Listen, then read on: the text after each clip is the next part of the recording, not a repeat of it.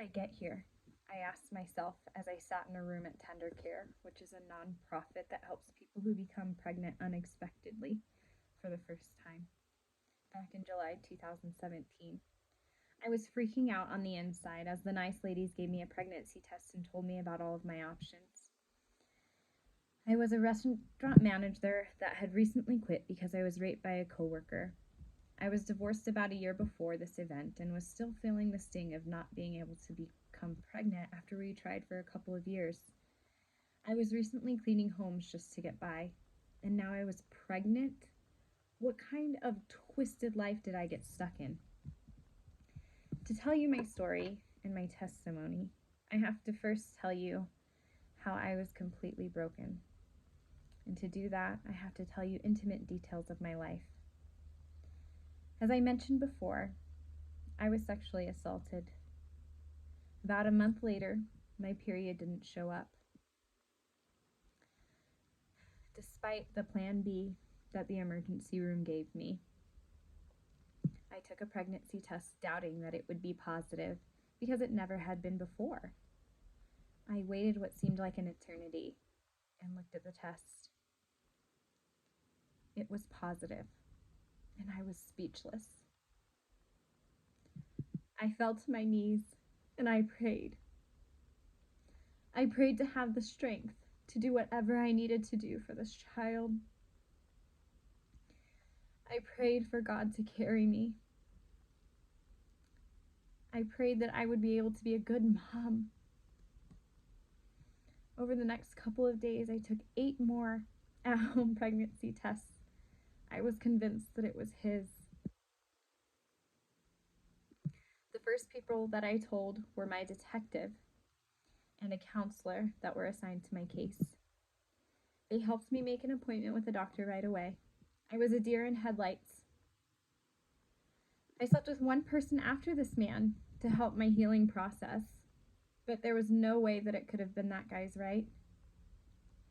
The small thought was in my head as I entered the doors to the doctor's office with my case counselor.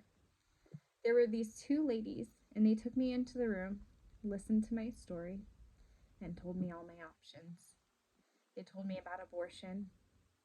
They told me about adoption, and they told me about parenting. Since my situation was delicate, they made sure to explain all of my options in detail and answer all of my questions about each option. I decided that no matter what, I would give birth to a precious little baby. My case counselor and I went to another room for a sonogram. I held my breath as the nurse showed me a little baby that was inside of me. There was a heartbeat. She told me that the baby was a little younger than I had thought. I began to cry as I realized that there was no way that it could be my rapist child. I cried out of relief. I cried out of happiness. I cried because I was alone. I felt alone. And then I prayed. I started going to parent classes to teach me the basics of being a mom. As my life began to fall apart, I quit my job because of the sexual assault. I couldn't handle it anymore. I started cleaning homes to try to make ends meet and to pay the bills. And I told the baby's father that I was pregnant, and it didn't go how I imagined it would. I felt so alone. God was my only outlet for my stress and confusion. He listened to me cry. He made me feel loved. He led the way. He carried me. I had a difficult time trusting anyone at this time because of everything I was going through, but I chose to trust in the Lord. I began a new restaurant management job in October 2017. I hid that I was pregnant from everybody. I was getting too pregnant for my clothes and couldn't afford to buy any maternity clothes. People helped me. The Lord did that. They helped right away and offered anything I needed. I was so humbled to have to ask for help, but I got everything that I needed to carry this child. Soon after, my car was repoed, and I was almost evicted from my home.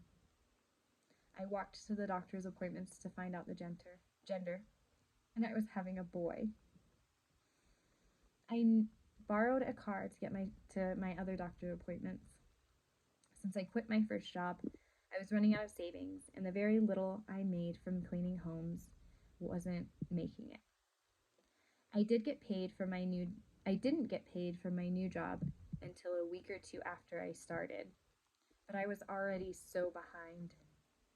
A church community was there to help send prayers and feed me. My friends and family were there to help me financially.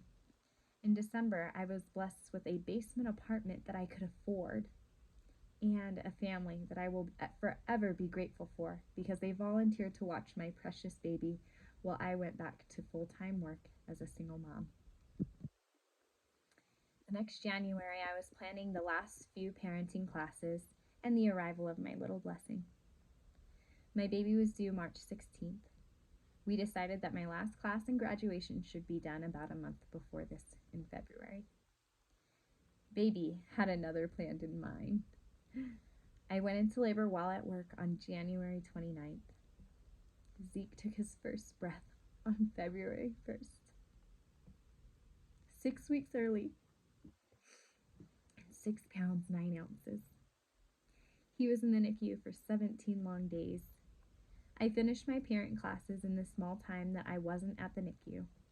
My parent class graduation was celebrated with Zeke in tow. As a new parent, I felt overwhelmed. I remembered that God was always with me through all of the hard times. I tried to commit suicide several times before I knew I was pregnant, and I didn't succeed.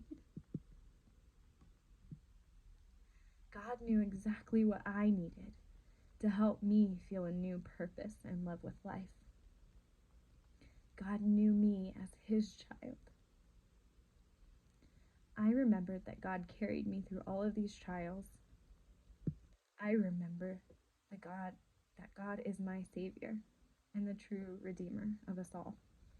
And I will never forget the love that God has shown me.